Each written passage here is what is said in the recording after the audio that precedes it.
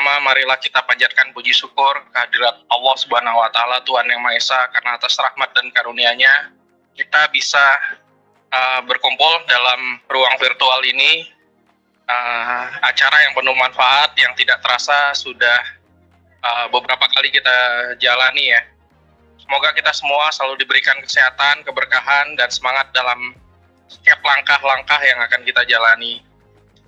Seluruh rekan-rekan Entrepreneurs yang saya hormati, kemudian yang saya hormati Bapak Dede Yudo Kurniawan selaku narasumber, para change leader, change booster, change agent, dan tim digital champion yang merupakan pionir sekaligus garda terdepan dalam mengawal transformasi digital di lingkungan PTPN Group. Serta apresiasi khusus kepada LPP Agro Nusantara yang senantiasa mendukung penyelenggaraan kegiatan webinar kita, yaitu GoDigi ini. Sebagaimana yang kita tahu, bahwa inti dari digital transformation sebagaimana aspirasi pemegang saham adalah ambisi kita untuk menjadi Global Lighthouse, masuk dalam Global Lighthouse World Economic Forum. Nah, dalam digital Lighthouse tersebut, kita tahu bahwa ada yang disebut dengan teknologi 4.0 atau teknologi generasi kelima. Nah, pada siang hari ini kita beruntung Mas Dede Yudo nanti akan menyampaikan beberapa teknologi yang terkait dan bisa menjadi enabler untuk PTPN Group dapat meraih Global Lighthouse tersebut, antara lain Internet of Things, kemudian Artificial Intelligence, cuaca, dan lain sebagainya. Kemudian kita juga mulai memanfaatkan Artificial Intelligence di bisnis cockpit maupun control tower holding untuk melakukan prediksi. Dan terakhir kita juga pasang engine Vertex, Gemini untuk memprediksi forecast harga penjualan. Dan mungkin akan banyak lagi hal-hal yang nanti akan disampaikan oleh narasumber, yaitu Mas Dede Yudo. Mungkin itu sebagai penutup. Saya tutup dengan wabillahi taufik walhidayah. Wassalamualaikum warahmatullahi wabarakatuh. Selamat siang. Baik, di siang hari ini kita akan membahas terkait dengan IoT serta AI implementation in agriculture. Nah, tadi sudah sempat disampaikan oleh Pak Dharma, intinya arahan dari manajemen bahwa PTPN akan menjadi global lighthouse di agriculture, dan itu akan ada banyak sekali tuntutan ya, terutama bagaimana nanti teknologi adoption-nya serta bagaimana implementasinya. Dan di sini satu persatu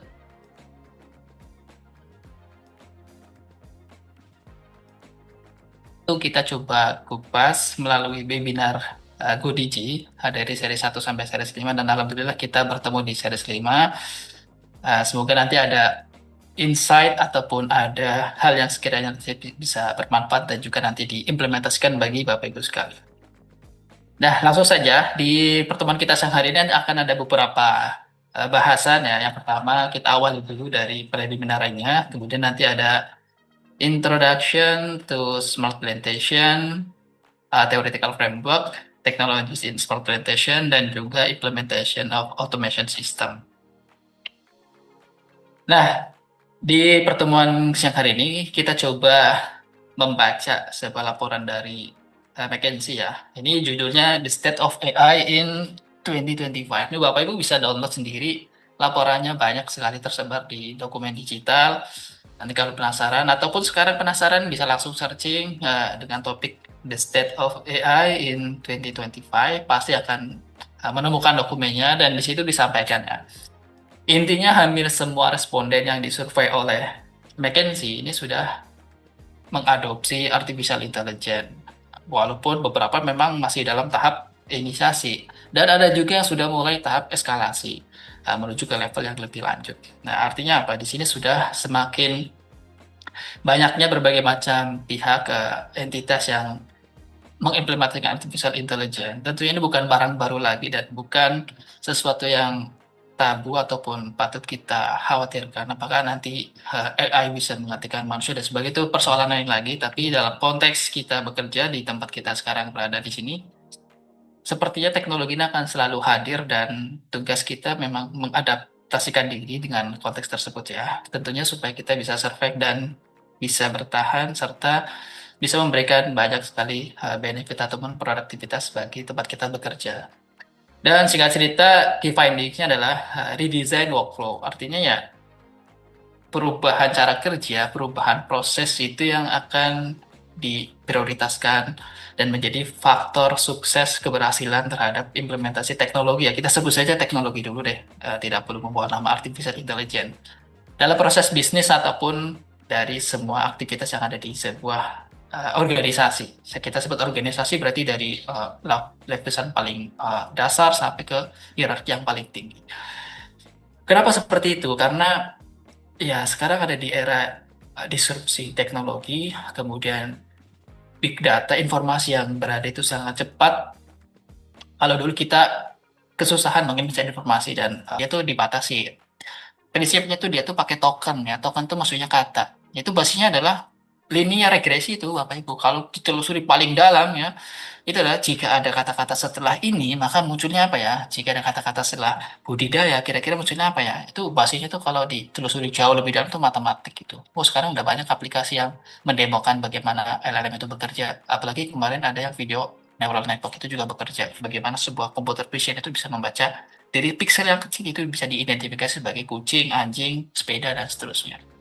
Kita butuh ilmu lain ya, karena udah berubah nih, kita bukan lagi mengamati tanaman vegetasi yang tumbuh di atas tanah aja, tapi ada banyak faktor yang terlibat di situ. Dan ini sebagai contoh ya, karena kami masuk dalam pengembang Ethera nih, biar apa perannya, emang sudah ada AI di LPP misalkan diterapkan, kami sudah menerapkan AI yang sudah diadopsikan di Ethera, jadi real time, jadi dan ini dipakai di Ethera di SGM. Basisnya adalah infrastrukturnya seperti ini. Ini ada application layer nih. Ya, berarti tampilan yang bisa dilihat oleh semua orang. Ada communication layer. Bagaimana data itu bisa diserap dan dikomunikasikan serta dianalisis. Ada AI layer. Ini saya akan jelaskan kenapa ada AI layer di sini dan juga ada sensor layer. Sensor layer juga apa? Nanti akan saya jelaskan itu. Semua ini infrastruktur ini akan membentuk sebuah sistem yang sangat real time ya tadi ya. Precision farming, real time monitoring, data driven decision making. Semuanya berbasis data karena ada datanya semua gitu. Nah, akhir dari saya ini kami sempat menduduki posisi 2 ya di event AI implementation seluruh perusahaan BUMN dan semoga bisa membantu dalam aplikasi ini selama dan tetap menghasilkan data-data yang valid. Mungkin itu dari saya. Terima kasih Mbak Rini. Saya Iri. Wassalamualaikum warahmatullahi wabarakatuh.